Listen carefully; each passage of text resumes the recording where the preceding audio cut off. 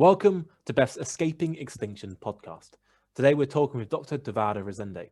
Divaldo is the co-creator of the Social Carbon Standard. He's reforested over 1,000 acres in the Amazon rainforest and raised more than $100 million for social and environmental projects in the Amazon region. Alongside this, he's held positions such as Secretary of State of Environment in the state of Tocantins. Today we're going to be talking to him to get his insights on the carbon markets and understand the primary cause of deforestation across Brazil and what can be done to address it. We hope you enjoy. Hi,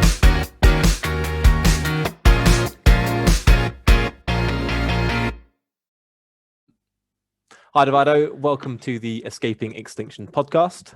I've given a quick introduction to our audience of yourself, but it'd be great if you could potentially introduce Ecologica Institute and what you do. Nice to talk with you, Mike. The Ecologica Institute is a Brazilian NGO that has been working on the Tocantins state since 2000.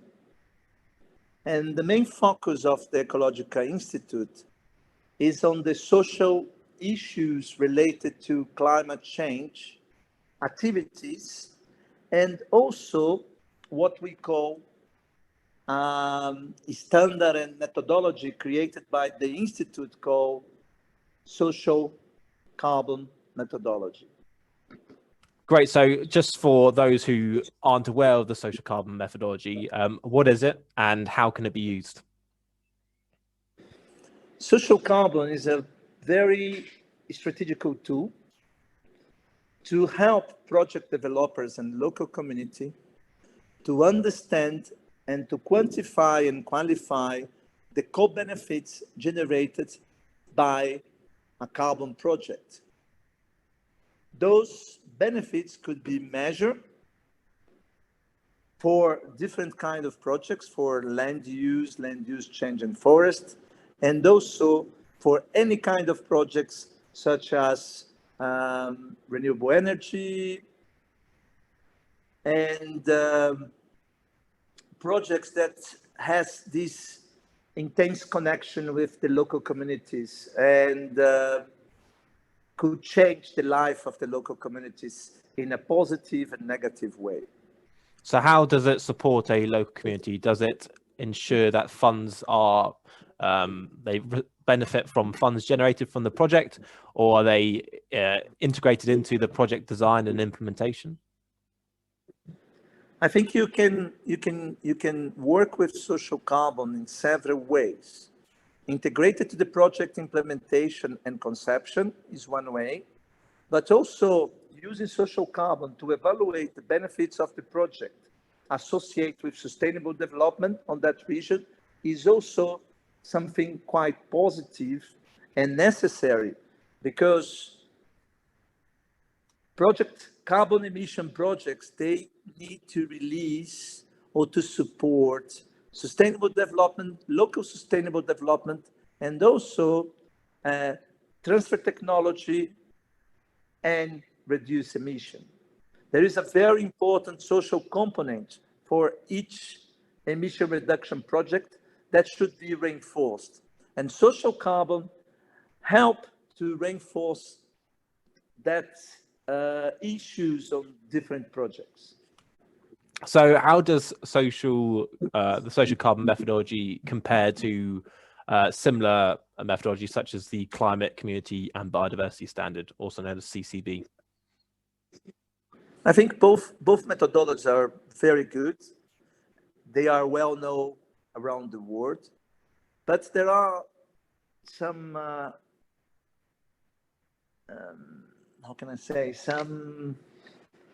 there are some patterns from the different methodologies that I think it's important to reinforce.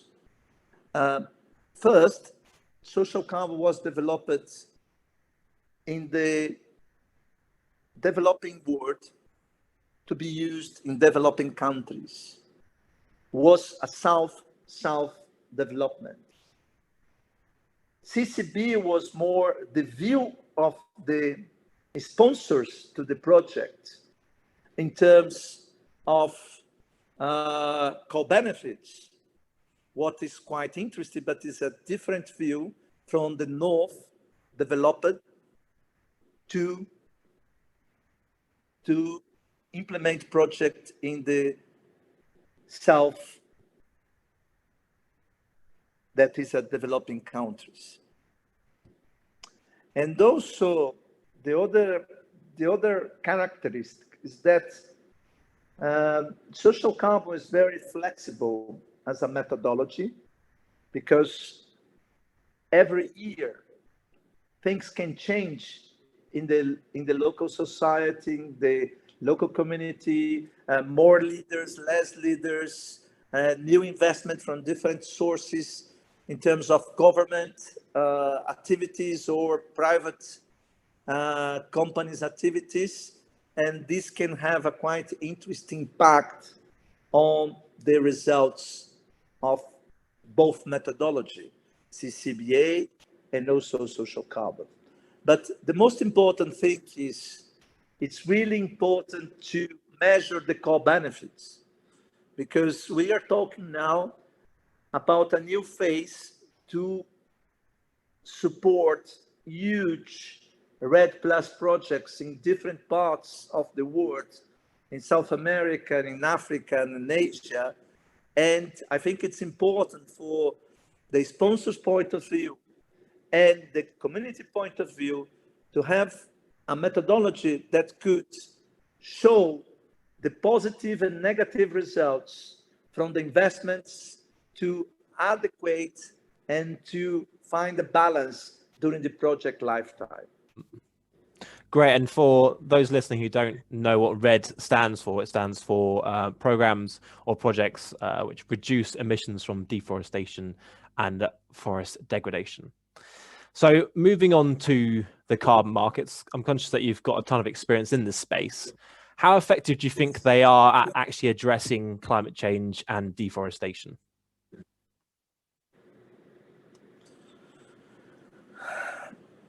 This is a kind of question that covers all kinds of things, because there are relevant projects in this space that you can measure and you can show that a lot of reduction was done and achieved. But in some cases, you have projects that there is no local benefit, so the community are not involved in this process. But I think as something very, how can I say, something very broad, because this is something that influences all the world, all the planet Earth. I think we need to try do things in a local way and make others to do the same in different parts of the world, to really have a kind of efficient or positive effect in everything that we are facing related to climate change. And your mention around locally focused, is that because the local communities and so forth have a better understanding of what needs to be done, or that they understand the habitat better than kind of external companies and so forth coming into the area and developing carbon projects? I think local communities, they know the area very well. They have their way of life that we need to respect and to learn from them. And I think if everyone can contribute to climate change issues, I think it will be easier to tackle that in a more broader sense. I think everything that happens in the local municipalities or local villages could have a huge repercussion in our planet. So based on that, what are the current challenges you're seeing in the carbon markets, and what needs to be done to resolve them?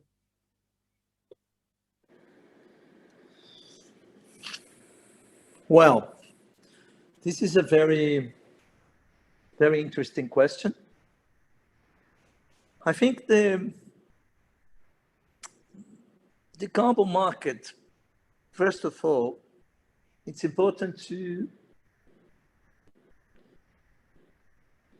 everybody talks about voluntary market and compliance market, but the markets are so complex, even the voluntary and compliance, that it's very important to have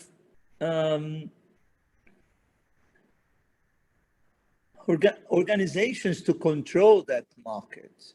Control in the sense that you be sure when you have a project or a carbon emission in your account, in any registry around the world, that carbon really exists, is real, was validated, verified, and belongs to you. I think this is something quite important, because with a huge market like that, it's very easy to speculate in economic terms. It's very easy to create fraudes. How to say fraude? Sorry. Fraud. Very easy to have fraud on a market of that size. And on the Kyoto Protocol, we had some problems with European allowance and the EVA in Europe. That was a huge and big scandal that we need to be very careful to not repeat the same mistake again. The other point that I want to raise in terms of the market is, normally the market is the floor for big companies, corporate banks. Now we need to bring the individuals to the carbon market too, you know, the group of people that want to invest and resell that on the secondary market, the people that want to neutralize the carbon footprint. I think there is a lot of possibilities and opportunities, but it's fundamental that we do have some positive results during Glasgow, the next COP, that will be the COP26, because very important decisions need to be made associated with Article 6 and the market mechanism. I think this is quite important because there is a huge group of investors that really want to make this market real and effective, that make changes in our lives and in the change of the climate of our planet. So for those that don't understand what needs to be addressed at COP26, when you talk about Article 6, what does that mean in terms of what needs to be decided?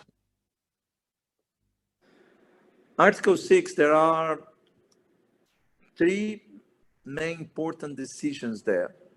The rules of the SDM, Sustainable Development Mechanism, that's going to substitute the CDM, the Clean Development Mechanism, that is still in function nowadays.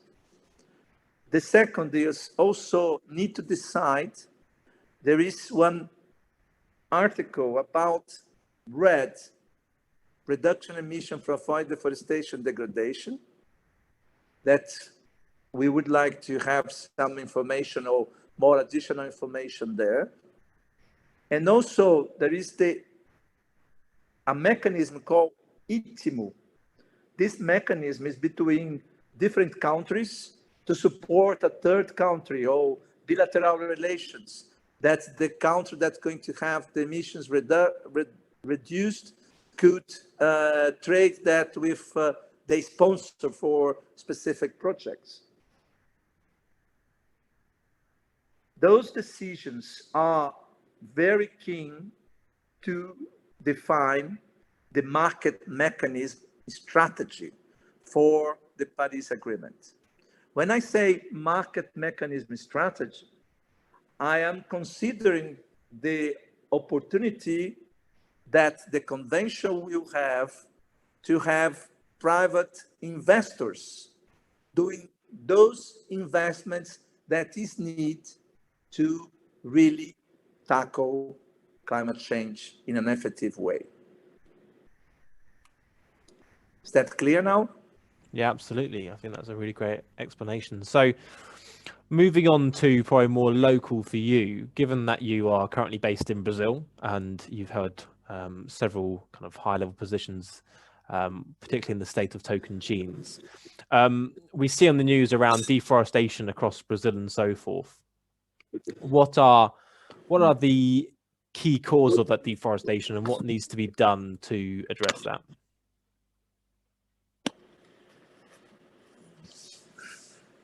There are several drivers for deforestation in Brazil. There are the expansion of the agriculture, and we saw that every day on the news, soya bean and cattle ranching. And there is also a small producers of charcoal. And the deforestation in Brazil also is associated with the value of the land. If you have 1,000 hectares with rainforest in the Amazon region, by law, you are only allowed to deforestate 20%. Okay? If you deforestate 20% of your land and your neighbor do not deforestate, your property after 20% deforestation will value 2-3 times more than your property. This means that in Brazil, we value more a land without forest than a land with forest. I think it's important to create mechanisms and projects to value the forest or the tree with different aspects, not only the, you know, it's something quite, for example, in the Amazon, I'm going to give you 2 examples. We were looking for potential areas to implement a RED projects. We find a 950,000 property in the state of Amazon, and this 950,000 hectares property only can generate 50,000 tons of carbon. And then we found another one that is very, very small compared to the first one, that is around 35,000 hectares that can generate 200,000 tons of carbon per year. Why is that? It's because the small property was located in an area that has a lot of deforestation. And the deforestation rate is very high compared to the one that the deforestation rate is very low. If you do not have any threats of deforestation in the area of the project, your property will not generate as much as carbon compared to another property that will be close to areas that is being deforested. And then saying that, I think what is necessary now is what they call here in Brazil control and command. They need to control all the situation about illegal logging, about illegal deforestation, and they only will do that if they find the farmers that is not in compliance or they are not doing what is necessary by law. Because Brazil has a very strong law in terms of environment. But what happens is the government do not put in practice the law. And this is the most terrible situation that we can find here in Brazil in some areas. Not in compliance, or they are not doing what is necessary by law. Because Brazil has a very strong law in terms of environment. But what happens is the government do not put in practice the law. And this is the most terrible situation that we can find here in Brazil in some areas. You know. Yes, and I suppose from one standpoint, it's somewhat understandable given the sheer size of the country and amount of land that would need to be assessed. But it seems one of the kind of perverse components of RED and the carbon markets is that it really only supports those that haven't helped protect and defend against deforestation versus those who are doing a good job to preserve land are less entitled to compensation from the market. This is correct. Yeah, it's really correct. Because this guy that has the 950,000 hectares cannot claim credit because that area doesn't have any deforestation threats. Yeah. So that is, leaping back to Ecologica Institute, what is Ecologica doing at the moment to address climate change and also deforestation?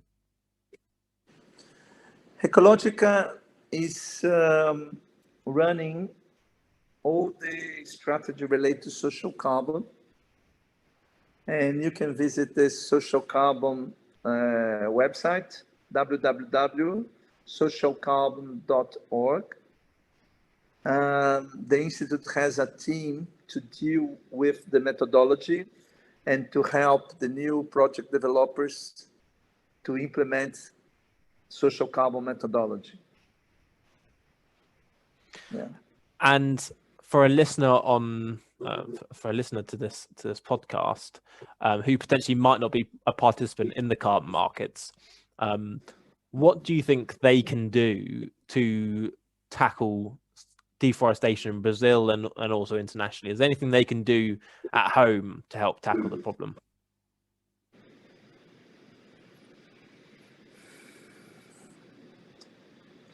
I think it's a quite difficult issue because we Brazilians, we are not being successful in that task.